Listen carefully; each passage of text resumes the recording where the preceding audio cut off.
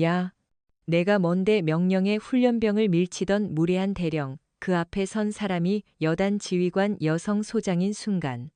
지옥. 만약 누군가 대한민국 육군 최정예 부대 제77 흑표여단의 여름 훈련장이 어떤 곳이냐고 묻는다면 장병들은 주저없이 한 단어로 답할 것이다. 섭씨 35도를 넘나드는 폭염이 아스팔트를 녹일듯이 내리쬐고 허공에는 흙먼지와 화약 냄새, 그리고 거친 숨소리가 뒤엉켜 있었다. 완전 군장을 한 훈련병들의 등줄기에서는 비 오듯 땀이 흘러내렸고 그들의 군복은 이미 소금기로 하얗게 얼룩져 있었다. 하지만 그 누구도 감히 흐트러진 모습을 보이지 못했다. 사격장 한가운데 마련된 차양막 아래 팔짱을 낀 채 이 모든 광경을 지켜보는 한 사내 때문이었다. 그의 이름은 오만규 대령. 이 흑표여단의 2인자이자 실질적인 왕으로 군림하는 남자였다. 그의 떡 벌어진 어깨와 굳게 담은 입술, 그리고 상대를 꿰뚫어 보는 듯한 매서운 눈빛은 그 자체로 살아있는 권력이었다. 그는 훈련에 참여하는 대신 마치 검투사들의 싸움을 즐기는 로마 황제처럼 훈련병들의 고통을 음미하고 있었다. 그의 입가에는 가학적인 미소마저 희미하게 걸려 있었다. 바로 그때였다. 낮은 신음소리와 함께 훈련병 한 명이 대열에서 쓰러졌다. 옆에서 달리던 동료가 순간적으로 그를 부축하려 했지만 자신 역시 한계에 다다른 상태라 함께 휘청거렸다. 쓰러진 훈련병의 이름은 박시우. 앳된 얼굴에 또래보다 왜소한 체격을 가진 이제 갓 자대 배치를 받은 신병이었다. 그는 탈수와 탈진 직전의 상태였지만 어떻게든 다시 일어나려 안간 힘을 썼다. 하지만 그의 의지와는 달리 몸은 말을 듣지 않았다. 그 광경을 놓칠 리 없는 오만규 대령의 눈썹이 꿈틀거렸다. 그는 성큼성큼 박시우 훈련병에게 다가갔다. 그의 군화가 흙바닥을 파고드는 소리에 주변의 모든 소음이 거짓말처럼 부쉈다. 박시우 훈련병, 얼음장처럼 차가운 목소리였다. 네, 대령님. 박시우가 떨리는 목소리로 간신히 대답했다. 내 놈은 지금 여기가 소풍이라도 온 줄 아나. 최정예 흑표여단에 내 놈 같은 나약한 놈이 있을 자리는 없다. 오만규는 말을 멈추고 경멸이 가득한 눈으로 그를 내려다보았다. 그리고는 모두가 보는 앞에서 그의 군화 앞굽으로 박시우의 어깨를 가차없이 툭 걷어찼다. 일어서지 못해 박시우의 몸이 힘없이 뒤로 밀려났다. 모욕감과 고통에 그의 얼굴이 일그러졌다. 주변의 훈련병들은 모두 고개를 숙인 채 이 끔찍한 광경을 외면했다. 누구 하나 나서는 이가 없었다. 오만규 대령에게 밉보이는 순간 자신의 군 생활이 지옥으로 변할 것이라는 사실을 모두가 알고 있었기 때문이다. 오만규의 폭력은 거기서 그치지 않았다. 그는 박시우의 멱살을 잡아 일으켜 세우려 했다. 이런 정신력으로 전쟁이라도 나면 제일 먼저 도망칠 놈이. 그의 말이 채 끝나기도 전이었다. 대령님, 나지막하지만 그 어떤 고함보다도 더 큰 힘이 실린 목소리가 훈련장을 갈랐다. 모든 시선이 소리가 난 쪽으로 향했다. 그곳에는 훈련장을 둘러보던 한 명의 여군 장교가 서 있었다. 그녀의 어깨에는 대위 계급장이 붙어 있었다. 며칠 전 본부에서 행정장교로 새로 전입 온 강지유 대위였다. 그녀는 화장기 없는 얼굴에 질끈 묶은 머리, 특별할 것 없는 평범한 인상의 여군이었다.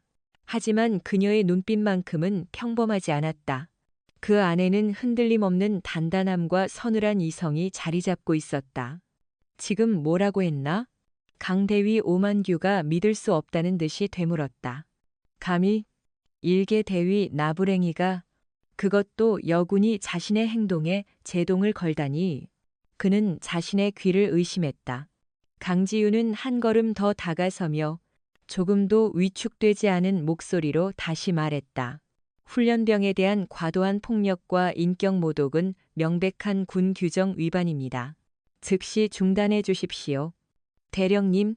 순간 훈련장의 공기가 얼어붙었다.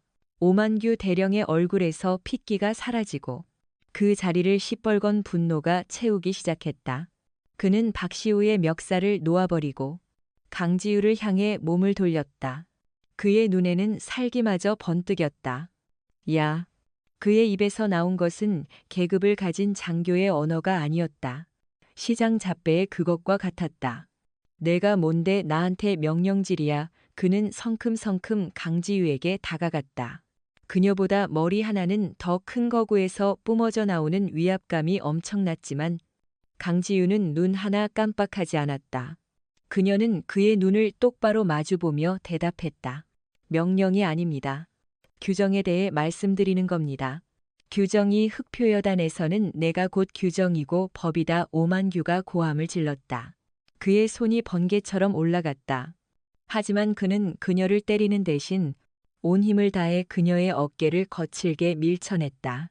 어디서 굴러먹던 년인지는 모르겠다만 여기가 내 년이 나설 자리가 아니란 말이다. 강지우의 몸이 뒤로 몇 걸음 휘청거렸지만 그녀는 넘어지지 않았다. 그녀는 밀쳐진 어깨를 툭툭 털며 아무 일도 없었다는 듯이 다시 똑바로 섰다. 그녀의 그 침착한 태도는 오만규의 분노에 기름을 붓는 격이었다. 그는 그녀의 귓가에 얼굴을 들이밀고 악마처럼 속삭였다. 잘 들어, 강대위. 오늘 일은 못 본 걸로 해주지. 하지만 한 번만 더 내 눈에 거슬리는 짓을 했다가는 내까지 대위 나부랭이 군복 벗기는 건 일도 아니라는 걸 명심해. 알아들었나? 그의 입에서 나온 뜨거운 입김과 악취가 그녀의 얼굴에 닿았다. 하지만 바로 그 순간 오만규는 보았다. 그녀의 눈빛이 변하는 것을.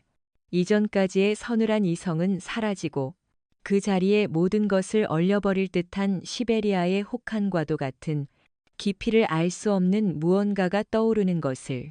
그것은 분노도 두려움도 아니었다.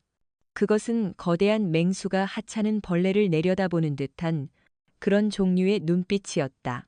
오만규는 자신도 모르게 움찔하며 한 걸음 뒤로 물러섰다. 하지만 그는 자신의 나약함을 인정하고 싶지 않았다. 그는 코웃음을 치며 돌아섰다. 오늘 훈련은 여기까지. 전원 막사로 복귀한다. 그의 명령에 훈련병들은 기다렸다는 듯이 흩어지기 시작했다. 아무도 쓰러진 박시우나 모욕당한 강지우에게 눈길을 주지 않았다. 강지우는 홀로 텅 빈 훈련장에 남았다. 그녀는 주먹을 천천히 쥐었다 폈다.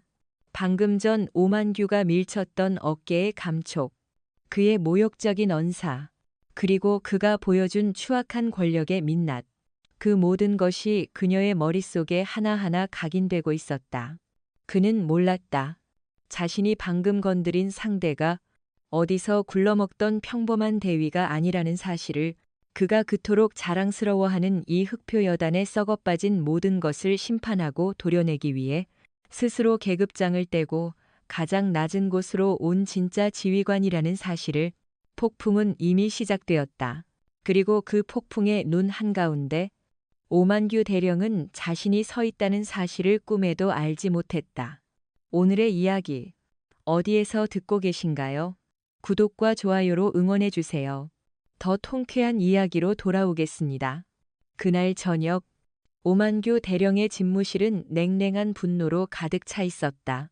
그는 최고급 가죽 의자에 몸을 파묻은 채 위스키 잔을 신경질적으로 돌리고 있었다. 낮에 있었던 일이 머릿속에서 떠나지 않았다. 감히 일개 여군 대위 따위가 자신의 권위에 정면으로 도전했다는 사실이 도저히 용납되지 않았다. 그의 자존심은 갈기갈기 찢겨 있었다. 건방진년. 그는 욕설을 내뱉으며 위스키를 단숨에 들이켰다. 술기운이 목을 타고 뜨겁게 번졌지만 들끓는 분노는 가라앉지 않았다. 그는 즉시 수화기를 들었다. 인사처에 근무하는 자신의 신복에게 연결된 직통 전화였다. 나오 대령이다. 강지우 대위. 오늘부로 최전방 GOP로 전출시켜. 아니, 아예 한직으로 좌천시켜버려. 당장. 그의 목소리는 명령이라기보다 협박에 가까웠다. 전화기 너머의 부하가 잠시 머뭇거리는 소리가 들렸다. 대령님? 그게 방금 전이 본 장교를 바로 전출시키는 것은 절차상 문제가 닥쳐 내 말이 곧 절차야 시키는 대로 해. 오만규가 버럭 소리를 질렀다. 하지만 몇 분 뒤 그에게 돌아온 대답은 예상 밖의 것이었다. 대령님, 이상합니다. 강지우 대위의 인사기록에 접근이 차단되어 있습니다. 시스템상으로 특별관리 대상으로 분류되어 여단장님 직권 외에는 어떠한 인사 이동도 불가능하다고 나옵니다. 특별관리 대상 여단장 직권 외 불가. 오만규의 뇌리가 번개처럼 스쳤다. 현 여단장은 건강 악화로 사실상 모든 권한을 자신에게 위임한 허수아비나 다름없었다. 그런데 그런 여단장의 직권이 필요하다니. 이것은 말이 되지 않았다. 뭔가 잘못 안 거 아니야. 다시 확인해봐. 그는 윽박질렀지만 결과는 마찬가지였다. 강지유라는 여자는 보이지 않는 벽으로 보호받고 있었다. 오만규는 수화기를 내려놓았다. 술이 확 깨는 기분이었다. 그의 머릿속에서 경고등이 울리기 시작했다. 단순한 행정장교가 아니었다.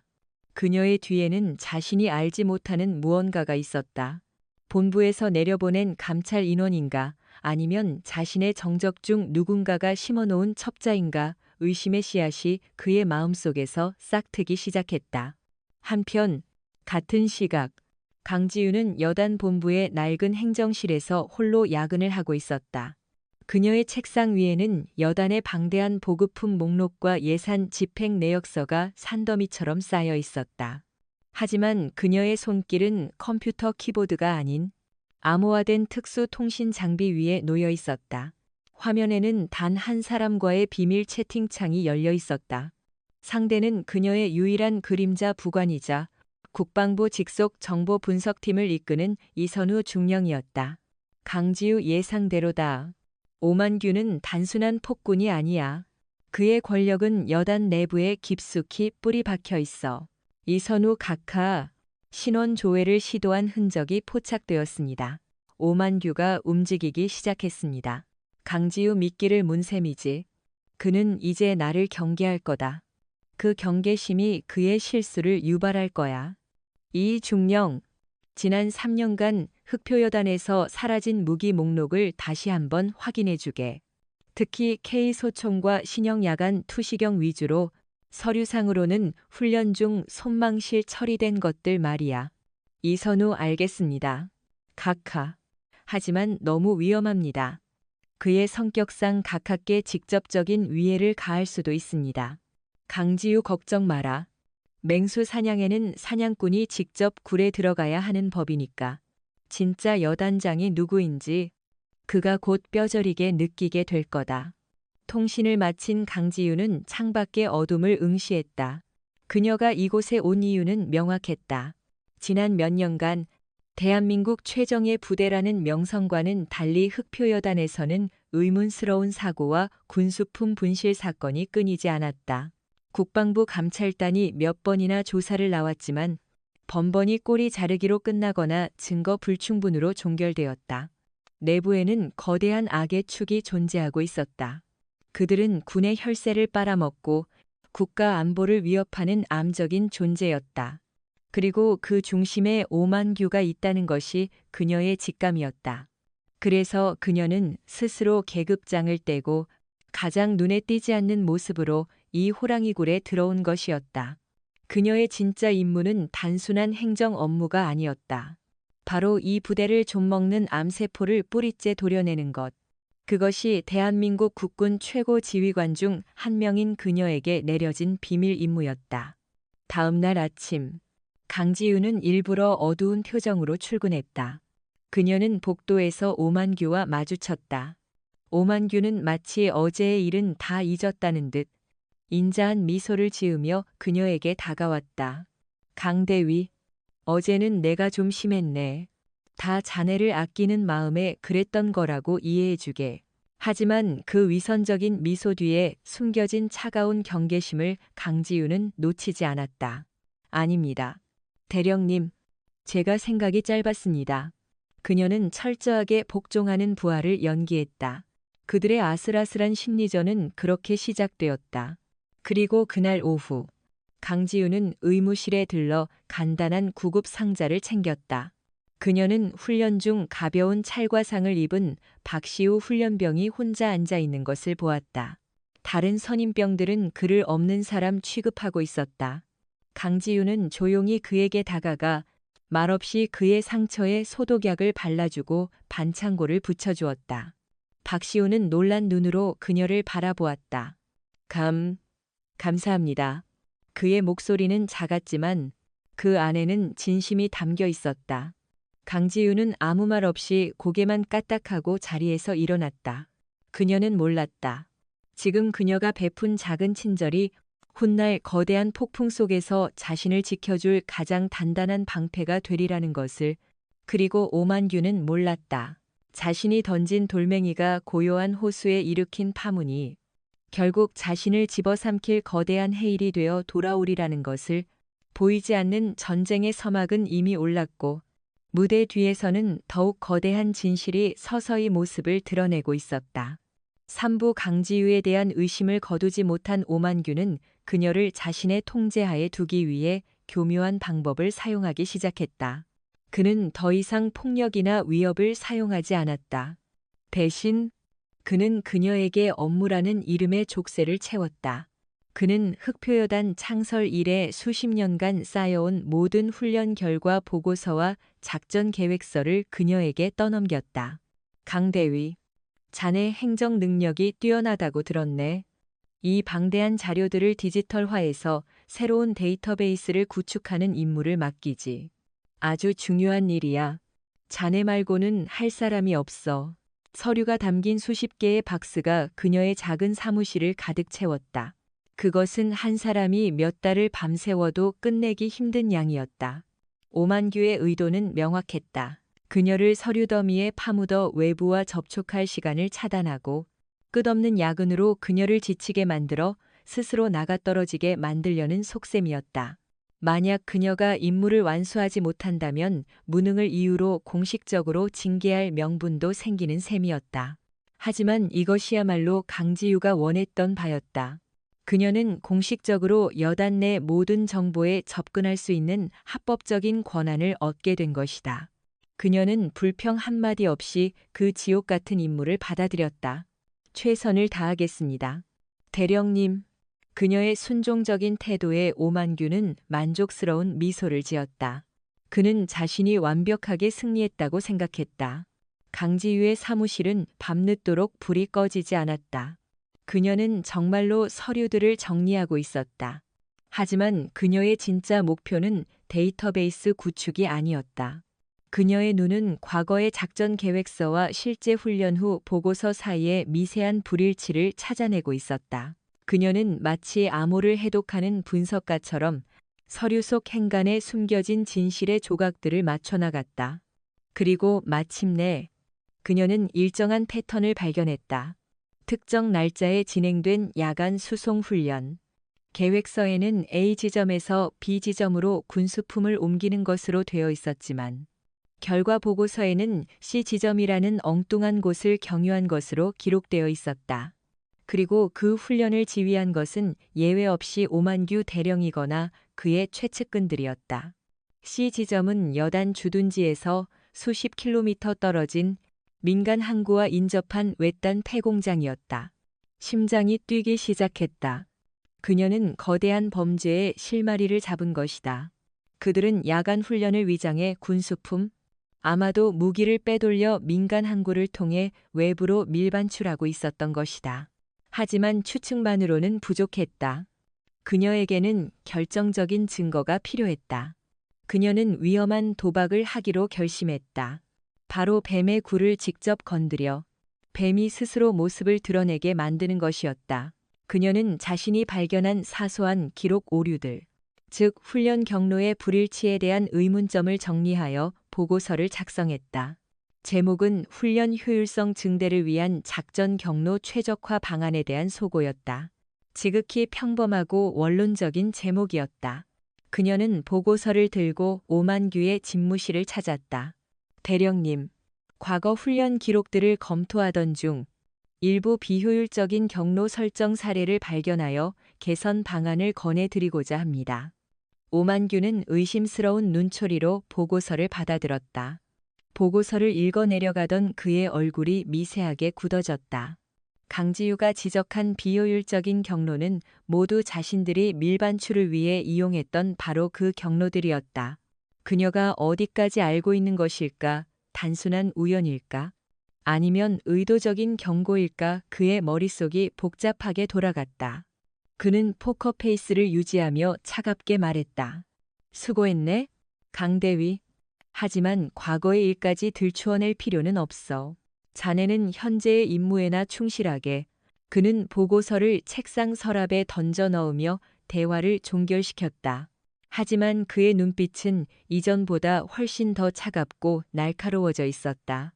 강지유는 그의 반응에서 확신을 얻었다.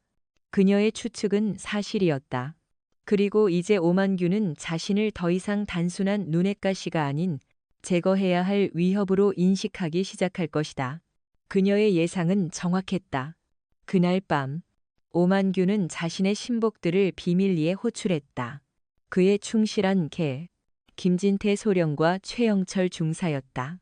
그 계집이 너무 많은 것을 알려고 한다. 더 이상 살려두어서는 안 되겠어. 오만규의 목소리는 분노로 떨리고 있었다. 김진태 소령이 조심스럽게 물었다. 어떻게 처리하시겠습니까? 부대 안에서는 위험합니다. 멍청한 놈. 누가 부대 안에서 처리한다고 했나? 오만규가 비웃었다. 강지유는 매일 밤 11시가 넘어서 퇴근한다. 부대 밖으로 나가는 길은 외지고 CCTV도 거의 없지. 사소한 사고로 위장하는 건 어렵지 않을 거다. 퇴근길에 손을 써.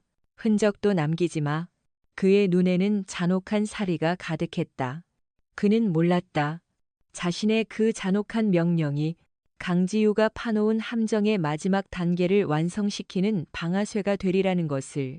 그리고 자신의 그 명령을 내리는 목소리가 강지유가 그의 집무실 천장 환풍구에 몰래 설치해둔 초소형 녹음기에 고스란히 담기고 있다는 사실을. 이제 덫은 놓아졌다. 오만한 포식자는 사냥감을 잡기 위해 스스로 덫 안으로 걸어 들어가고 있었다. 어둠 속에서 번뜩이는 것은 사냥감의 겁에 질린 눈이 아니었다. 그것은 모든 것을 꿰뚫어보고 심판의 순간을 기다리는 사냥꾼의 차갑고 예리한 눈빛이었다. 사부 오만규의 살해 지시가 떨어지고 며칠 후 흑표여단은 연례 최대 규모의 야간 전술 훈련 준비로 분주했다. 이번 훈련의 총괄 지휘는 관례대로 오만규 대령이 맡았다. 그는 이 훈련을 두 가지 목적으로 이용할 생각이었다. 첫째는 자신의 뛰어난 지휘 능력을 상부에 과시하여 다음 장성 진급의 발판으로 삼는 것. 그리고 둘째는 훈련의 혼란을 틈타 사상 최대 규모의 특별한 화물을 외부로 빼돌리는 것이었다. 그는 강지유라는 변수가 나타나자 계획을 더욱 치밀하게 세웠다. 그는 훈련 계획을 수립하면서 강지유에게 가장 중요하지 않고 복잡하기만 한 보급품 재고 파악 및 분배 임무를 맡겼다. 그녀를 거대한 보급 창고에 묶어두어 자신의 진짜 계획에서 눈을 돌리게 하려는 속셈이었다. 강대위, 이번 훈련의 성패는 보급에 달려있네. 자네의 꼼꼼함을 믿고 이 중책을 맡기는 거야. 한치의 오차도 있어서는 안 돼. 그의 위선적인 격려에 강지유는 군말 없이 고개를 숙였다. 명심하겠습니다. 그녀의 순종적인 태도에 오만규는 완전히 방심했다. 그는 강지유가 거대한 창고 안에서 수만 개의 보급품 목록과 씨름하는 동안 자신은 유유히 수십억 원어치의 무기를 빼돌릴 수 있으리라 확신했다. 훈련 전날 밤, 강지유는 보급 창고에서 홀로 야근을 하고 있었다. 창고는 축구장 몇 개를 합친 것보다도 더 거대했고 높은 천장까지 각종 군수품이 담긴 상자들이 산처럼 쌓여 있었다. 그녀는 정말로 재고 목록을 확인하고 있었다. 하지만 그녀가 찾고 있는 것은 일반 보급품이 아니었다. 그녀의 손에는 이선우 중령이 비밀리에 보내온 지난 3년간 손망실 처리된 무기들의 목록과 시리얼 번호가 들려 있었다. 그녀는 오만규가 무기를 빼돌린 후 그 빈자리를 감추기 위해 허위로 손망실 보고를 올렸을 것이라고 확신했다. 그리고 그 가짜 서류의 흔적은 분명히 보급 창고 어딘가에 남아있을 터였다. 그녀는 손전등 하나에 의지한 채 먼지 쌓인 서류 캐비닛들을 하나씩 열어보기 시작했다. 수만 장의 서류 속에서 단서를 찾는 것은 사막에서 바늘 찾기와도 같았다. 시간이 흐르고 자정이 가까워졌을 때 그녀는 마침내 무언가를 발견했다. 가장 구석진 캐비닛. 폐기 예정 서류라고 적힌 상자 안에서 다른 문서들과는 조금 다른 재질의 종이로 된 서류 뭉치를 찾아낸 것이다. 그것은 이중 장부였다. 한쪽에는 공식적인 손망실 보고서가, 그리고 다른 한쪽에는 진짜 무기들의 행방이 암호처럼 기록된 비밀 장부가 스테이플러로 함께 묶여 있었다. 특별 화물, 항고, 거래 완료 같은 단어들이 날짜와 함께 빼곡히 적혀 있었다. 그리고 모든 장부의 마지막 결제란에는 오만규 대령의 서명이 선명하게 남아 있었다. 심장이 거세게 뛰었다. 이것은 그의 목을 삼 수 있는 결정적인 증거. 스모킹 건이었다. 그녀는 즉시 휴대용 스캐너를 꺼내 장부의 모든 페이지를 스캔했다. 원본을 빼돌리는 것은 위험했다.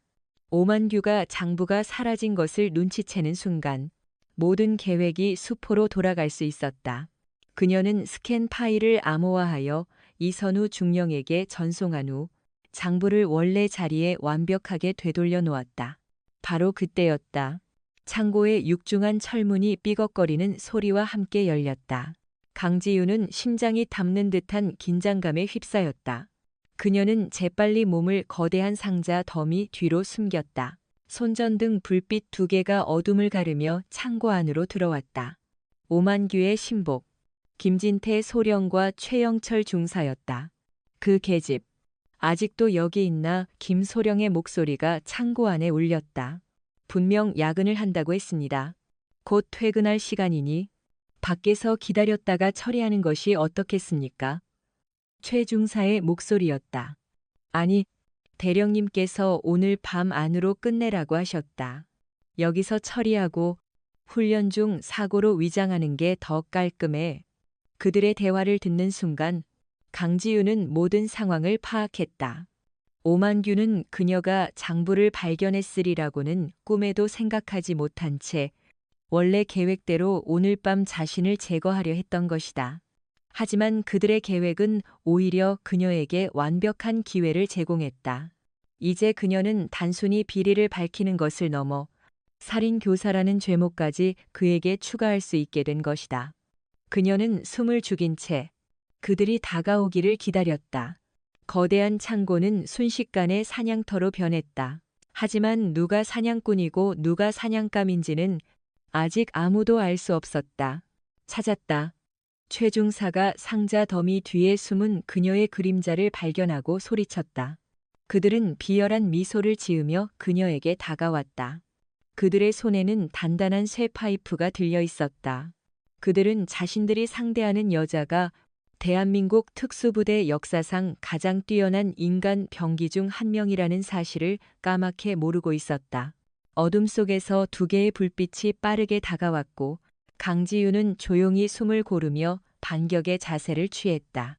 거대한 창고 안. 괴물들을 심판하기 위한 그녀만의 무대가 조용히 막을 올리고 있었다. 오부 김진태 소령과 최영철 중사는 승리를 확신했다. 어둡고 고립된 창고 안, 연약한 여군 장교 1명을 처리하는 것은 식은 죽 먹기보다도 쉬운 일이라고 생각했다. 그들은 낄낄거리며 강지유가 숨어있는 상자 더미를 향해 포위망을 좁혀왔다. 강대위, 곱게 나오는 게 좋을 거야. 괜히 저항하다가 몸만 더 상하지 말고. 김소령이 비열한 목소리로 그녀를 조롱했다. 여자 혼자 밤늦게 이런 곳에 있으니 무섭지 않아. 우리가 안전하게 퇴근시켜줄게. 최 중사가 맞장구를 쳤다. 그들의 눈에는 욕정과 잔혹함이 뒤섞여 번뜩였다. 하지만 그들이 마주한 것은 겁에 질린 사냥감이 아니었다.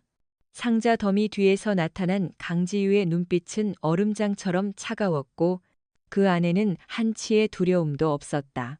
그녀는 전투복 소매를 걷어붙이며 나지막이 말했다.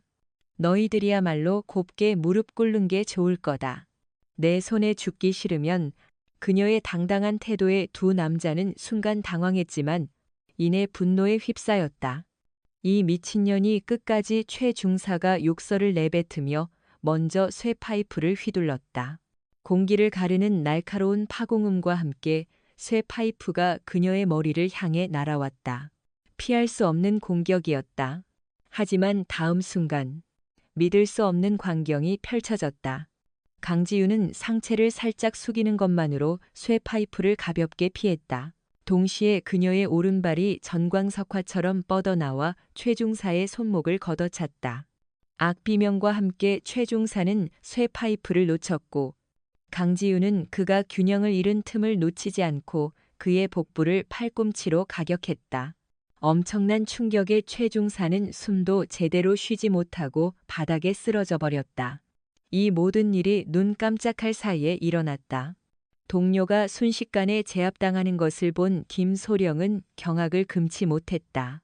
너 정체가 뭐야? 그는 공포에 질려 뒷걸음질 쳤다. 저것은 일반적인 여군이 구사할 수 있는 움직임이 아니었다. 수년간의 특수훈련을 통해 신체를 극한까지 단련한 전문가. 그 이상의 무언가였다. 강지윤은 대답 대신 바닥에 떨어진 쇠 파이프를 발로 차올려 가볍게 손에 쥐었다. 그리고는 김소령을 향해 천천히 다가가기 시작했다. 그녀의 모습은 마치 지옥에서 올라온 복수의 여신과도 같았다. 오만규 대령이 시켰나. 그녀의 목소리는 차가웠다. 무슨 소리야. 난 아무것도 몰라. 김소령은 필사적으로 부인했다. 하지만 그의 떨리는 목소리는 모든 것을 실토하고 있었다. 강지윤은 더 이상 묻지 않았다. 그녀의 몸이 다시 한번 움직였다. 그녀는 쇠 파이프를 휘두르는 대신 그것을 창처럼 뻗어 김소령의 어깨를 정확히 찔렀다. 뼈가 부러지는 둔탁한 소리와 함께 김소령은 비명을 지르며 쓰러졌다. 강지윤은 그의 위에 올라타 그의 멱살을 잡고 얼굴을 가까이 댔다. 마지막 기회다. 오만규가 꾸미고 있는 일이 뭐지? 내일 야간 훈련 때 뭘 하려는 거야? 그녀의 눈에서 뿜어져 나오는 살기에 김소령은 공포에 질려 모든 것을 털어놓기 시작했다.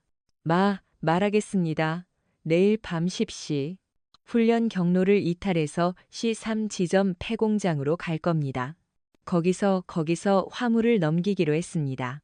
화물 내용이 뭐지? 신형 K3 기관총 50정과 야간 투시경 100개입니다. 이미 구매자가 기다리고 있습니다. 모든 퍼즐 조각이 맞춰졌다. 그녀는 김소령의 턱을 주먹으로 가격해 기절시킨 후 두 남자의 손발을 케이블 타이로 단단히 묶었다.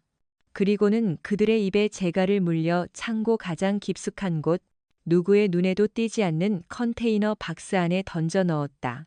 그녀는 이들을 바로 헌병대에 넘기지 않았다. 아직은 때가 아니었다. 이들은 오만규를 잡을 더 확실한 미끼가 될 터였다. 모든 것을 처리한 강지윤은 흐트러진 옷을 바로잡고 마치 아무 일도 없었다는 듯이 창고를 빠져나왔다.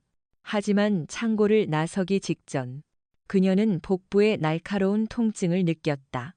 아까 최 중사를 제압할 때 그의 버클의 옆구리가 살짝 찢겨 피가 배어 나오고 있었다. 심각한 상처는 아니었지만 그녀는 자신의 계획에 작은 오점이 생겼음을 직감했다. 부대로 복귀한 그녀는 관사에서 스스로 상처를 치료했다. 상처는 깊지 않았지만 만약 내일 훈련에서 격렬한 움직임을 할 경우 상처가 벌어질 수도 있었다. 하지만 그녀에게는 물러설 곳이 없었다. 내일 밤이 오만규와 그의 조직을 일망타진할 수 있는 유일한 기회였다. 그녀는 진통제를 몇 알 삼키고 내일의 작전을 위해 전술 지도를 펼쳤다. C3폐 공장, 그곳이 바로 심판의 무대가 될 것이었다. 그녀는 이선우 중령에게 마지막 암호 전문을 보냈다. 작전명 여우 사냥. 내일 22시 개시. 목표 C3. 지원 병력은 내가 신호를 보낼 때까지 절대 노출시키지 말 것. 그리고 그녀는 자신의 계획에 마지막 변수 하나를 추가하기로 결심했다. 바로 박시우 훈련병이었다. 혼자서는 위험했다. 그녀에게는 현장에서 자신을 도울 눈과 귀가 필요했다. 그리고 그녀는 박시우의 눈빛에서 약한 겉모습 뒤에 숨겨진 강한 정의감을 보았다. 그녀는 그를 믿어보기로 했다. 다음 날 아침, 훈련장으로 향하는 길목에서 강지우는 박시우를 조용히 불렀다. 박이병, 오늘 밤 자네에게 특별한 임무를 하나 맡기고 싶네. 그녀의 진지한 목소리에 박시우는 긴장한 표정으로 그녀를 바라보았다. 오만한 대령은 자신의 완벽한 범죄가 성공하리라 믿어 의심치 않았다. 하지만 그는 알지 못했다. 자신이 짜놓은 거대한 무대 위에서 자신을 기다리는 것은 성공의 월계관이 아니라 모든 것을 끝장낼 차가운 심판자의 칼날이라는 사실을. 그리고 그 칼날은 이제 막 마지막 담금질을 끝내고 있었다. 육부 특별 임무 말입니까? 박시우의 목소리는 긴장으로 가늘게 떨리고 있었다. 대한민국 군대에서 특별 임무라는 단어가 가지는 무게를 그는 잘 알고 있었다. 그것은 때로는 영광스러운 기회이기도 했지만 때로는 감당하기 힘든 위험을 의미하기도 했다. 그는 자신을 물끄러미 바라보는 강지유 대위의 의중을 알 수 없어 마른 침을 삼켰다. 강지유는 주변을 한번 둘러본 후 낮은 목소리로 말했다. 오늘 밤 훈련 중에 자네는 나와 단둘이 행동하게 될 거다. 아주 위험한 일이 될 수도 있어. 하지만 자네가 아니면 안 되네. 박시우는 혼란스러웠다. 왜 하필 자신일까? 자신은 체력도 약하고 눈에 띄는 재능도 없는 그저 평범한 신병일 뿐이었다. 그는 자신도 모르게 되물었다. 하지만 왜 저입니까? 저는 아무 능력도 없는. 그의 말이 채 끝나기도 전에 강지유가 그의 말을 끊었다. 능력은 내가 판단한다. 내가 본 것은 자네의 체력이 아니라 불의를 보고도 외면하지 않는 자네의 눈빛이었어. 그녀의 말은 박시우의 심장을 관통했다. 처음이었다. 누군가 자신의 나약한 겉모습이 아닌 내면을 알아봐 준 것은 오만규 대령의 폭력 앞에서 무력하게 쓰러졌을 때. 모두가 그를 외면했지만 오직 강지유 대위만이 자신을 위해 나서주었다. 그리고 며칠 전 의무실에서 묵묵히 자신의 상처를 치료해주던 그녀의 모습이 떠올랐다. 그는 그녀가 어떤 사람인지 무엇을 하려는지 알 수 없었다. 하지만 한 가지는 확실했다. 이 사람은 믿을 수 있는 사람이라는 것. 박시우는 잠시의 망설임 끝에 결심한 듯 고개를 끄덕였다. 알겠습니다. 무엇이든 시켜만 주십시오. 그의 대답을 들은 강지유의 입가에 희미한 미소가 떠올랐다. 그녀는 작은 무전기 하나를 그의 손에 쥐어주었다. 이건 보안 채널로 연결된 특수 무전기다. 오늘 밤 9시 50분. 훈련 대열이 델타 계곡을 지날 때 내가 신호를 보내면 복통을 핑계로 대열에서 이탈해 그리고 약속된 장소에서 나를 만나게. 그녀는 지도에 표시된 작은 동굴의 위치를 그에게 알려주었다. 그날 밤 흑표여단의 야간 전술 훈련이 시작되었다. 칠흑 같은 어둠 속에서 수백 명의 장병들이 무거운 군장을 메고 험준한 산길을 행군했다. 훈련 본부 오만규 대령은 지휘 차량 안에서 모니터를 통해 훈련 상황을 지켜보고 있었다. 그의 얼굴에는 만족스러운 미소가 가득했다. 모든 것이 그의 계획대로 순조롭게 진행되고 있었다.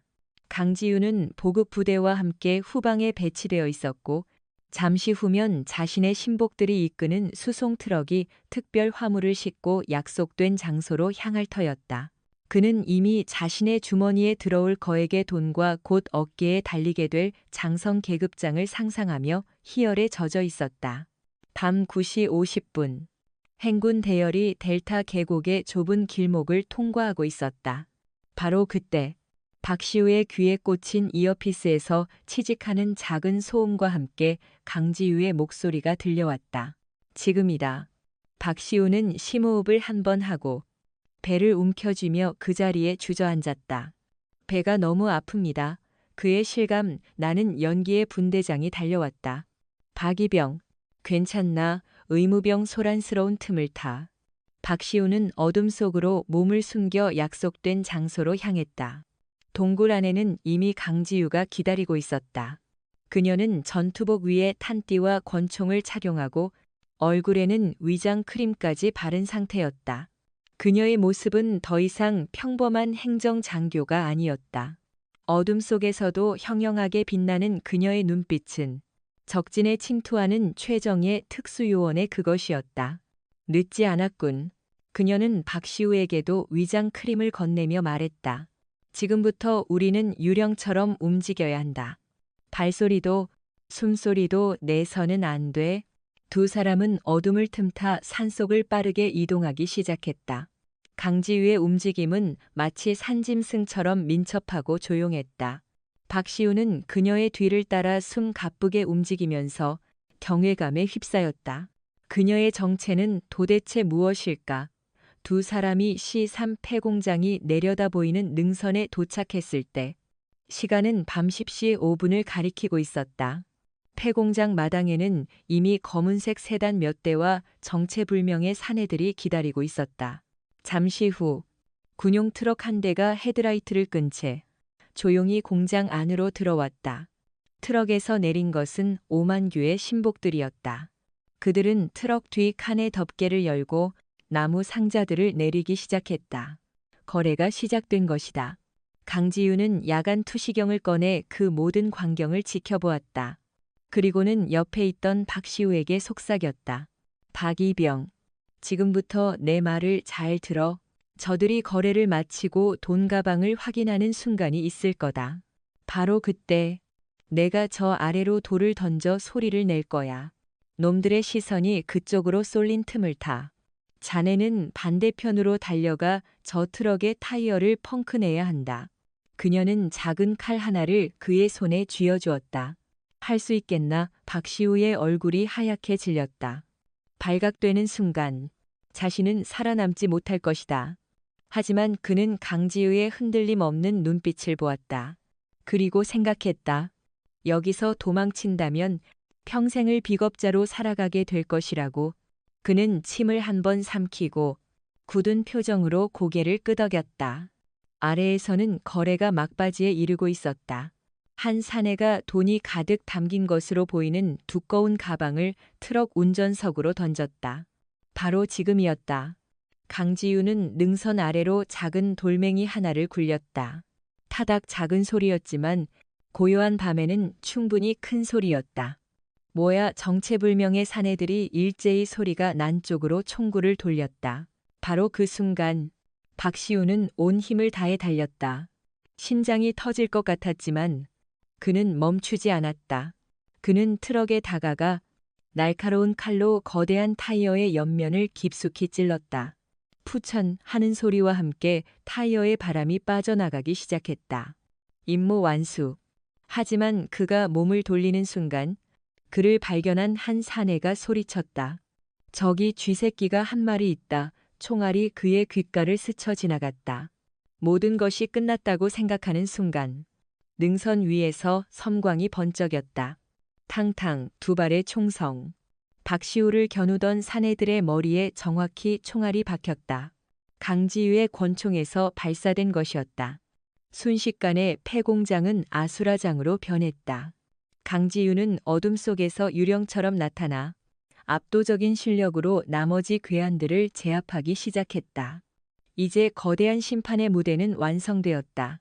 하지만 강지유는 알지 못했다. 이 모든 소동을 지휘 차량의 드론 화면을 통해 지켜보던 오만규가 함정에 빠졌음을 깨닫고 미친 듯이 이쪽으로 달려오고 있다는 사실을. 그리고 그의 손에는 예상치 못한 최후의 변수가 들려 있었다. 7부 폐공장은 순식간에 총성과 비명이 뒤섞인 전쟁터로 변했다. 강지유는 어둠을 엄폐물 삼아 신기에 가까운 움직임으로 괴한들을 하나씩 쓰러뜨렸다.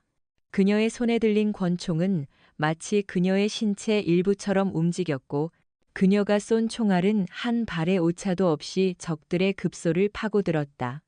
박시우는 넋을 잃은 채 그 광경을 바라보았다. 저것은 인간의 움직임이 아니었다. 수많은 실전을 겪으며 죽음의 경계를 넘나든 자만이 보여줄 수 있는 살기 위해 최적화된 몸짓이었다. 그녀의 정체에 대한 의문이 그의 머릿속을 가득 채웠지만 지금은 그것을 생각할 때가 아니었다. 그는 재빨리 몸을 숨기고 강지우의 지시에 따라 살아남기 위해 안간힘을 썼다. 불과 몇 분 만에 10명이 넘는 무장한 괴한들이 모두 바닥에 쓰러졌다. 강지우는 단 한 발의 총알도 허비하지 않았고 단 한 번의 위기도 겪지 않았다. 완벽한 제압이었다. 그녀는 마지막 남은 거래상의 팔을 꺾어 제압한 후 그의 귀에 차갑게 속삭였다. 오만규 대령에게 이 물건들을 사려 한 자가 누구지 말하면 살려주겠다. 하지만 거래상은 독이 오른 눈으로 그녀를 노려보며 입을 열지 않았다. 바로 그때 폐공장 입구에서 여러 대의 차량이 맹렬한 속도로 달려오는 소리가 들렸다. 오만규였다. 지휘 차량에서 드론을 통해 이 모든 상황을 실시간으로 지켜보던 오만규는 자신이 함정에 빠졌음을 깨달았다. 강지우는 처음부터 모든 것을 알고 있었다. 그는 분노와 배신감에 이성을 잃었다. 그는 즉시 자신의 수족들로 이루어진 비상 타격대를 소집해 폐공장으로 향했다. 그의 계획은 단순했다. 현장에 있는 모든 증거와 증인, 그리고 강지우를 포함한 모든 것을 쓸어버리고 외부 세력의 기습으로 인한 교전이었다고 보고할 생각이었다. 그는 이것이 자신의 죄를 덮을 수 있는 마지막 기회라고 생각했다. 전원 포위하라. 저 안에 있는 놈들 중 살아서 기어 나오는 놈은 한 놈도 없어야 한다. 오만규의 명령에 수십 명의 무장한 군인들이 폐공장을 향해 총구를 겨누었다. 상황은 최악으로 치닫고 있었다. 강지우는 박시우를 데리고 공장 내부의 가장 깊숙한 곳으로 몸을 피했다. 그녀가 아무리 뛰어난 능력을 가졌다 해도 중무장한 수십 명의 정규군을 상대로 싸우는 것은 자살행위나 마찬가지였다. 박이병, 정신 똑바로 차려. 이제부터 진짜 전쟁이다. 그녀는 무전기를 꺼내 이선우 중령에게 다급하게 외쳤다. 여우 사냥, 상황 변경, 적들이 예상보다 많다. 즉시 2차 지원을 요청한다. 반복한다. 즉시 2차 지원을. 하지만 그녀의 말이 채 끝나기도 전에 공장 벽이 무너져 내리는 굉음과 함께 강력한 폭발이 일어났다. 오만규가 공장 외벽에 설치된 낡은 가스관을 향해 유탄을 발사한 것이다. 크헉. 폭발의 충격으로 강지우와 박시우의 몸이 공중으로 띄워졌다. 강지우는 정신을 잃기 직전 몸을 날려 박시우를 감싸 안았다. 수많은 파편들이 그녀의 등과 어깨에 박혔다. 며칠 전 입었던 옆구리의 상처가 다시 터지면서 붉은 피가 군복을 적셨다. 대위님. 박시우가 정신을 차렸을 때 그는 피투성이가 된 채 자신을 감싸고 있는 강지우를 보았다. 그녀의 숨소리가 거칠었고 의식은 희미해져 가고 있었다. 괜찮다. 그녀는 간신히 말을 이었다. 아직 끝나지 않았어. 그녀는 품속에서 작은 신호탄 하나를 꺼내 박시우의 손에 쥐어주었다. 내가 놈들의 시선을 끄는 동안 자네는 저쪽 환풍구를 통해 옥상으로 올라가. 그리고 이걸 하늘로 쌓아 올려. 그게 마지막 신호다. 그녀는 부상당한 몸을 이끌고 비틀거리며 일어섰다. 그리고는 마지막 남은 탄창을 확인하며 공장 입구를 향해 총구를 겨누었다. 그녀는 자신의 목숨을 미끼로 박시우에게 마지막 희망을 걸기로 한 것이다. 미친 짓이야. 혼자서는 박시우가 울먹이며 외쳤다. 강지우는 돌아보지 않은 채 단호하게 말했다. 이것 또한 명령이다. 박이병. 자네는 군인이다. 임무를 완수해. 밖에서는 오만규의 목소리가 확성기를 통해 울려 퍼지고 있었다. 강지우, 내년이 내 모든 것을 망쳤어. 하지만 여기까지다.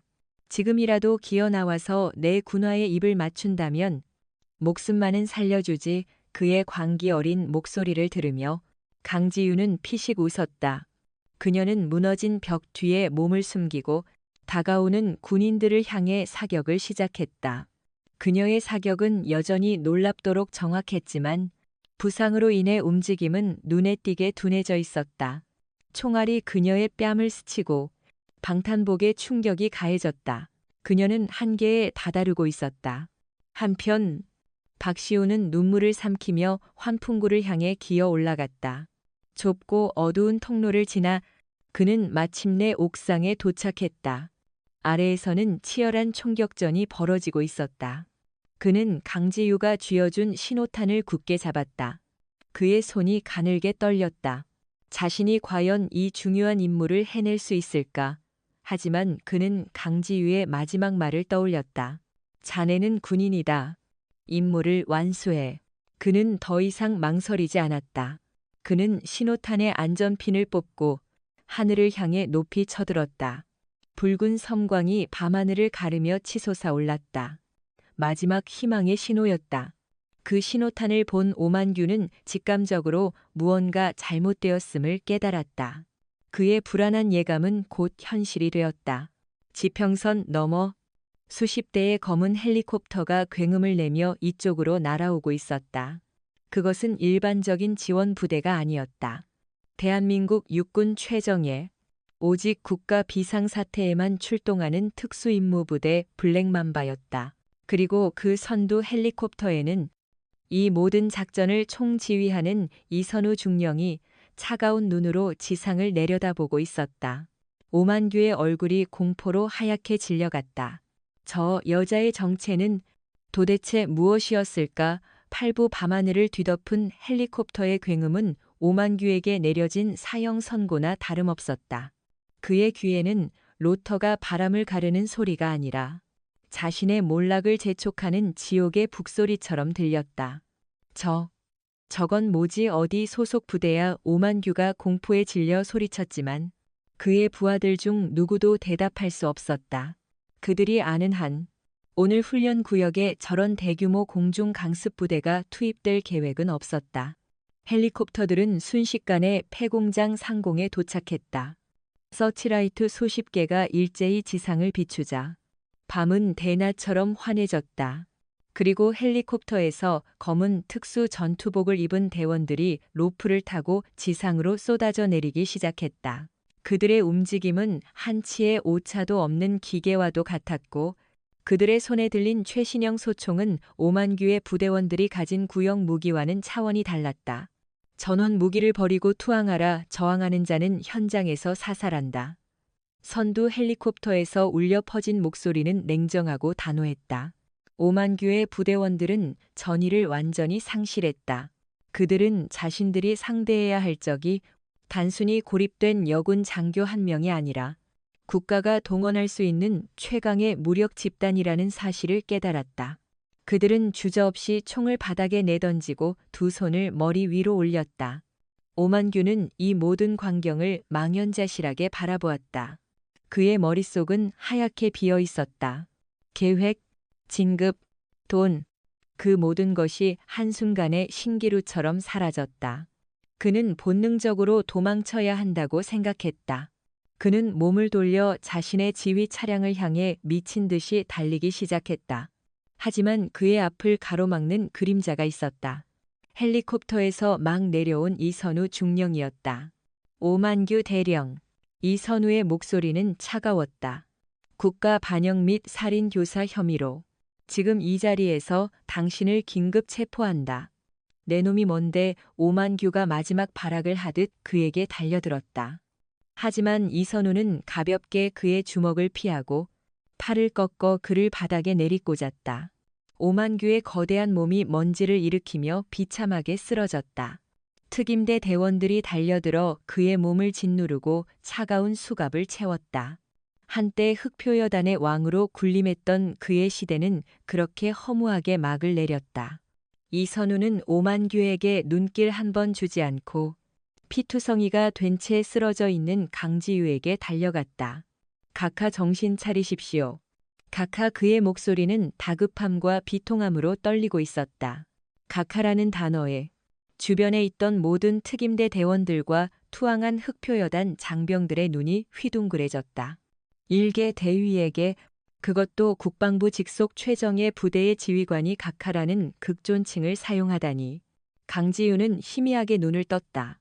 그녀는 자신을 흔드는 이선우를 보며 간신히 미소를 지었다. 너무 시끄럽게 등장하는군. 이 중령? 송구합니다. 각하. 의무병 당장 각하를 후송한다. 의무병들이 달려들어 그녀를 들것에 옮겼다. 그녀가 후송 헬리콥터로 실려가는 모습을 엎드려 있던 흑표여단 장병들과 수갑을 찬 오만규가 넋을 잃고 바라보았다. 그들의 머릿속에서 흩어져 있던 모든 퍼즐 조각들이 마침내 하나의 끔찍한 그림으로 맞춰지고 있었다. 그녀의 정체, 그녀가 가졌던 알 수 없는 권한, 그리고 상상을 초월하는 전투 능력까지. 며칠 후 국방부 합동참모본부 대회의실, 긴급 소집된 징계위원회는 무거운 침묵에 휩싸여 있었다. 합참의장을 비롯한 군 수뇌부 전원이 참석한 자리였다. 회의실의 대형 스크린에는 폐공장에서 확보된 모든 증거 자료들이 재생되고 있었다. 오만규와 그의 조직이 무기를 밀반출하는 영상, 그들의 비밀 장부, 그리고 강지유를 살해하려 모의했던 녹음 파일까지. 증거는 차고 넘쳤다. 합참의장이 무거운 표정으로 입을 열었다. 오만규 대령 이하 관련자 전원을 군사법원에 회부하고 군이 내릴 수 있는 최고의 형량을 구형하도록 하시오. 또한 이번 사건을 계기로 군 전체에 퍼져 있는 부패의 뿌리를 뽑기 위한 특별 감찰을 실시하겠소. 회의가 끝나고 합참의장은 자신의 집무실에서 이선우 중령을 따로 만났다. 그래서 강 장군의 상태는 어떻소? 그의 목소리에는 걱정이 가득했다. 이선우가 고개를 숙이며 보고했다. 다행히 생명에는 지장이 없습니다. 파편 제거 수술을 받고 현재 회복 중이십니다. 다행이군. 합참의장이 한숨을 내쉬었다. 이번에도 그 친구가 큰일을 해냈어. 하지만 그 친구 성격에 조용히 넘어가지는 않을 텐데. 그의 말대로였다. 일주일 후 퇴원한 강지유는 흑표여단으로 복귀했다.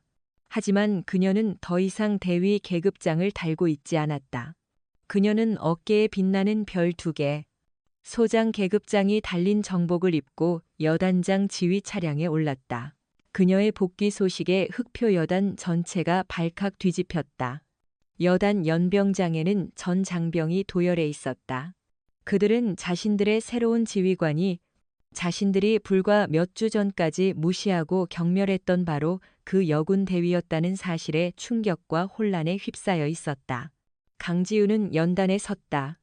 그녀의 얼굴은 여전히 창백했지만 그녀의 눈빛은 그 어느 때보다도 단단하고 위험 있었다. 그녀는 마이크를 잡고 도열한 수천 명의 장병들을 천천히 둘러보았다. 그리고 마침내 그녀의 입이 열렸다. 그녀의 첫 번째 일성은 과연 무엇이었을까? 용서일까? 아니면 더 가혹한 심판의 예고일까? 흑표여단의 운명을 결정할 그녀의 목소리가 연병장 전체에 울려 퍼지기 시작했다. 구분하는 제77 흑표여단의 새로운 여단장으로 부임한 소장 강지유다. 그녀의 목소리는 마이크를 통해 연병장 전체로 울려 퍼졌다. 그 목소리는 여성의 것이라고는 믿기 힘들 정도로 낮고 단단했으며 그 안에는 수천 명의 군중을 압도하는 절대적인 카리스마가 담겨 있었다. 연병장에 도열한 장병들은 숨소리조차 내지 못했다. 그들은 자신들의 눈앞에 서 있는 존재가 자신들이 알던 강대위와는 완전히 다른 사람이라는 것을 본능적으로 느끼고 있었다. 그녀의 어깨에서 빛나는 2개의 별은 단순한 계급장이 아니었다. 그것은 수많은 전장을 겪으며 피와 땀으로 얻어낸 살아있는 전설의 증표였다. 오만규 대령의 몰락 이후 혼란에 빠져 있던 흑표여단의 공기는 그녀의 등장만으로 순식간에 정리되고 있었다. 강지우는 잠시 말을 멈추고 장병들의 얼굴을 하나하나 훑어보았다. 그들의 눈 속에는 두려움, 혼란, 그리고 약간의 경외심이 뒤섞여 있었다. 그녀는 다시 입을 열었다. 지난 몇 주간 나는 여러분과 함께 이 부대에서 생활했다. 대위 강지유로서 나는 이 부대의 빛과 그림자를 모두 목격했다. 그녀의 시선이 연병장 한쪽에 무릎 꿇고 있는 수십 명의 장교와 부사관들에게 향했다. 그들은 오만규의 충실한 수족으로 그의 부패와 폭력에 적극적으로 동참하거나 혹은 비겁하게 침묵했던 자들이었다. 그들은 강지우의 시선을 받자 고개를 더욱 깊이 숙였다. 여러분 중 일부는 썩어 빠진 권력의 빌부터 동료를 배신하고 국가의 재산을 자신의 것처럼 훔쳤으며 약한 자위에 군림하며 군인의 명예를 더럽혔다. 그녀의 목소리는 칼날처럼 차가웠다. 그대들에게는 군복을 입을 자격이 없다. 오늘부로 여기 있는 전원은 파면 조치하고 군 검찰의 조사를 받게 될 것이다. 단 한 명의 예외도 없을 것이다. 그녀의 선고에 무릎 꿇고 있던 자들 사이에서 절망의 신음소리가 터져나왔다. 헌병들이 다가가 그들에게 수갑을 채우기 시작했다. 한때 부대의 실세로 행세했던 그들은 이제 한낱 범죄자가 되어 비참하게 끌려나갔다. 그 광경을 지켜보던 일반 장병들의 얼굴에는 복잡한 표정이 스쳐 지나갔다. 통쾌함과 동시에 자신들 또한 그들의 악행을 방관했다는 죄책감이 그들을 짓눌렀다.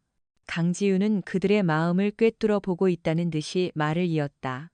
또한 여러분 중 대다수는 불의를 목격하고도 침묵했다.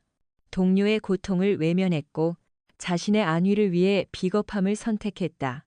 이 또한 용서받을 수 없는 죄다. 하지만 나는 여러분에게 한 번의 기회를 더 주고자 한다. 그녀는 연병장 전체를 향해 외쳤다. 흑표여단은 대한민국 최정예 부대다. 우리의 자부심은 썩은 간부 몇 놈의 오만함에서 나오는 것이 아니다. 그것은 바로 이 자리에서 묵묵히 땀 흘리는 여러분, 이름 없는 병사 한 명 한 명의 헌신에서 나오는 것이다. 잊었는가? 그녀의 외침은 천둥과도 같았다. 장병들의 가슴 속에 잠들어 있던 무언가가 꿈틀거리기 시작했다. 지난 과오를 반성하고 진정한 흑표의 일원으로 다시 태어날 기회를 주겠다. 썩은 뿌리는 내가 모두 도려냈다. 이제 남은 것은 여러분의 손으로 새로운 싹을 틔우는 것이다. 할 수 있겠는가? 그녀의 질문에 처음에는 머뭇거리던 장병들 사이에서 하나둘씩 대답이 터져 나오기 시작했다. 예, 알겠습니다. 그 목소리는 점점 더 커져 마침내 연병장 전체를 뒤흔드는 거대한 함성이 되었다. 예, 알겠습니다.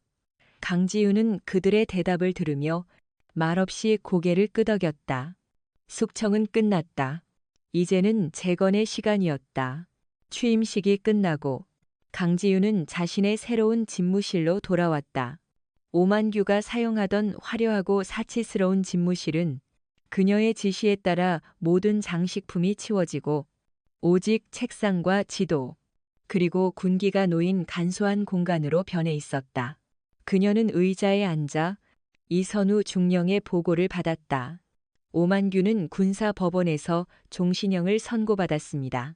그의 모든 불법 재산은 국고로 환수 조치되었습니다. 그와 연계된 외부 조직과 정치권 인사들에 대한 수사도 확대되고 있습니다. 잘했다. 강지우가 짧게 대답했다. 그리고 박시우 이병은 어떻게 되었나? 이선우가 미소를 지으며 대답했다. 각하의 지시대로 이번 작전에서의 공로를 인정받아 일병으로 특별 진급했으며 포상 휴가를 받아 현재 가족과 함께 있습니다. 그는 각하께 꼭 감사 인사를 전해달라고 했습니다. 강지우는 창밖을 내다보았다. 연병장에서는 새로운 지휘관들의 구령에 맞춰 장병들이 절도 있게 움직이고 있었다. 그녀는 지난밤에 폭풍우가 휩쓸고 지나간 자리에 새로운 질서와 희망이 싹트고 있음을 느꼈다. 하지만 그녀는 알고 있었다. 이것은 끝이 아니라 새로운 시작일 뿐이라는 것을. 부패는 마치 잡초와도 같아서 잠시 방심하면 언제든 다시 자라나기 마련이었다. 그녀는 이 흑표여단을, 아니, 대한민국 군 전체를 진정한 강군으로 만들기 위해 자신의 모든 것을 바칠 준비가 되어 있었다. 그녀의 책상 위에는 군혁신위원회 구성안이라는 제목의 새로운 서류가 놓여 있었다. 그녀의 진짜 전쟁은 이제 막 시작되고 있었다. 부대의 왕으로 군림하던 오만한 대령은 역사의 뒤안길로 사라졌다. 그리고 그 폐허 위에 가면을 벗은 진정한 여제가 서서 흔들림 없는 눈으로 미래를 바라보고 있었다. 10부 강지우 소장의 취임 이후 흑표여단은 말 그대로 상전벽해의 변화를 겪었다. 그녀는 가장 먼저 오만규가 자신의 사리사욕을 위해 만들어 놓았던 불필요한 행정 절차와 비효율적인 보고 체계를 모두 폐지했다. 그 대신 전투력 향상이라는 군 본연의 목적에 모든 역량을 집중시켰다. 훈련의 강도는 이전보다 훨씬 높아졌지만 그 안에는 폭력과 모욕이 아닌 과학적인 분석과 상호 존중이 자리 잡고 있었다. 강지우는 책상에 앉아 서류만 들여다보는 지휘관이 아니었다. 그녀는 병사들과 똑같이 흙먼지를 뒤집어쓰고 똑같이 땀 흘리며 훈련장을 누볐다.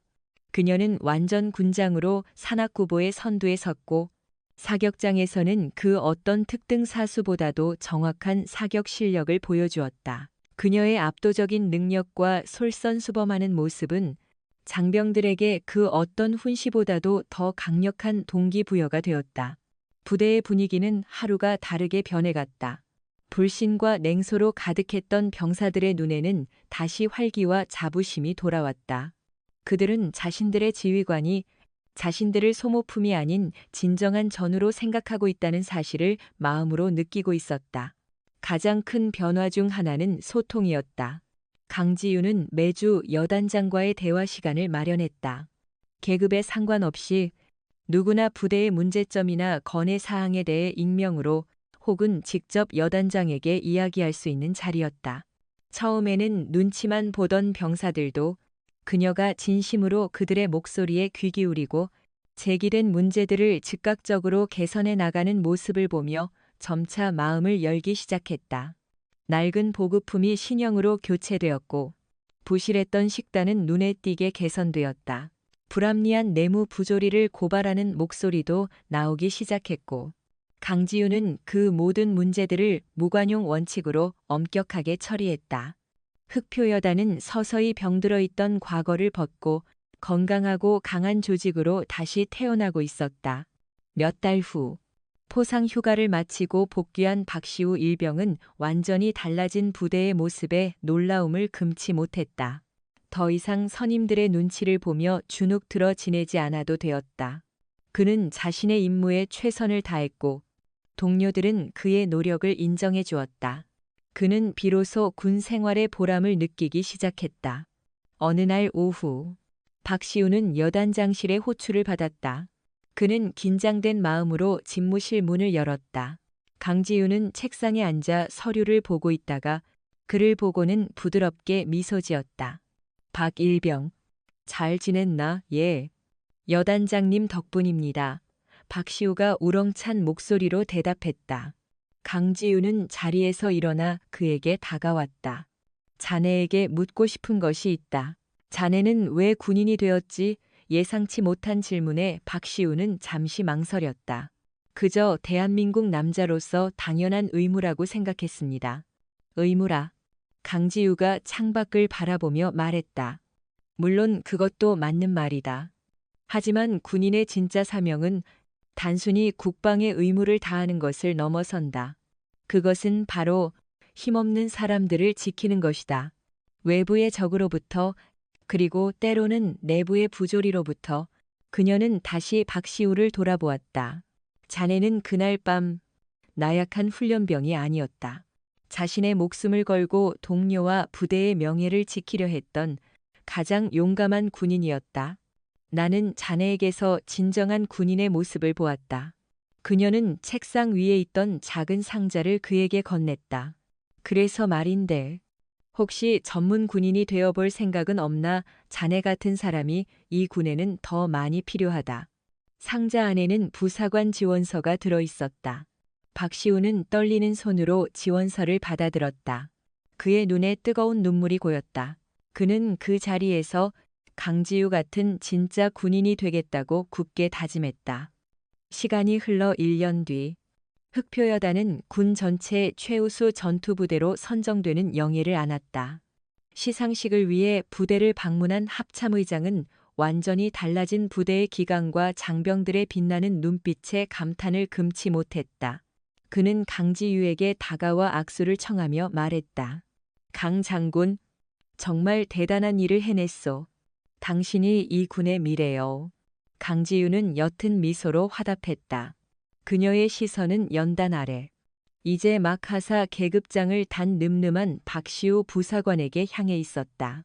그는 새로운 신병들을 이끌며 과거 자신이 그랬던 것처럼 따뜻하고 강인한 리더로 성장해 나가고 있었다. 썩은 거목이 쓰러진 자리에 건강하고 희망찬 새로운 숲이 울창하게 자라나고 있었다. 강지유는 더 이상 혼자가 아니었다. 그녀의 곁에는 그녀를 믿고 따르는 수많은 동료와 부하들이 있었다.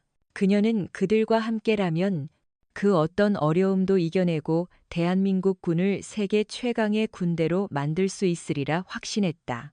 그녀는 연단에 서서 자신의 모든 것을 바쳐 지켜낸 사랑하는 부대를 바라보았다. 지옥 같았던 훈련장을 넘어 진정한 전우애와 명예로 빛나는 그곳에 마침내 새로운 시대의 태양이 떠오르고 있었다. 가면을 벗은 여제의 진짜 이야기는 이제부터가 시작이었다. 솔직히 말씀드리면 이 이야기를 처음 구상했을 때 제 마음을 지배했던 것은 오만규 대령에 대한 참을 수 없는 분노였습니다. 아마 이야기를 들으신 많은 분들이 비슷한 감정을 느끼셨을 겁니다. 그의 오만함과 잔인함은 우리의 가장 원초적인 정의감을 자극하기에 충분했으니까요. 하지만 이야기를 써내려가면서 제 시선은 점차 강지유 소장이라는 인물에게로 옮겨갔습니다. 그녀의 압도적인 권력이나 전투 능력이 아니었습니다. 제 마음을 가장 크게 울렸던 것은 그녀의 인내였습니다. 한번 상상해 보십시오. 모든 것을 파괴할 수 있는 힘을 가졌음에도 불구하고 가장 낮은 곳에서 모욕과 멸시를 견뎌내는 것이 얼마나 힘든 일이었을까요? 당장이라도 그의 목을 꺾어버릴 수 있었지만 더 큰 정의를 위해 묵묵히 때를 기다리는 그 깊은 고독의 시간을 말입니다. 어쩌면 즉각적인 복수보다 더 위대한 힘은 올바른 심판을 위해 차가운 이성을 유지하는 인내심일지도 모릅니다. 저는 이 이야기를 통해 진정한 강함이란 분노를 폭발시키는 것이 아니라 그것을 통제하는 능력에 있다는 것을 다시 한번 깨닫게 되었습니다. 또한 저는 박시우라는 인물을 통해 우리 모두의 모습을 보았습니다. 우리 모두는 살면서 한 번쯤은 거대한 벽 앞에서 무력해지는 박시우가 되곤 합니다. 포기하고 주저앉는 것이 가장 쉬운 선택입니다. 하지만 그는 신뢰라는 손을 잡았고 위험을 감수하는 용기를 선택했습니다. 그 작은 선택이 모든 것을 바꾸었습니다. 이 이야기는 제 스스로에게 묻게 합니다. 만약 내가 그 상황에 있었다면 나는 침묵하는 방관자가 되었을까? 아니면 용기를 낸 박시우가 되었을까? 어쩌면 강지우가 되기를 꿈꾸기 전에 먼저 박시우가 될 용기가 있는지부터 물어야 하는 것이 순서일지도 모릅니다. 이 이야기는 단순한 해답이 아니라 우리 모두에게 던지는 하나의 질문입니다. 당신은 어떤 사람이 되고 싶은가? 조금은 무거운 질문이지만 매일 스스로에게 던져볼 가치가 있는 질문이라고 생각합니다. 오늘 이야기를 들으시면서 여러분은 어떤 감정을 느끼셨나요? 강지유 소장의 차가운 심판의 통쾌함을 느끼셨나요? 아니면 박시우 일병의 작은 용기에 가슴이 뜨거워지셨나요?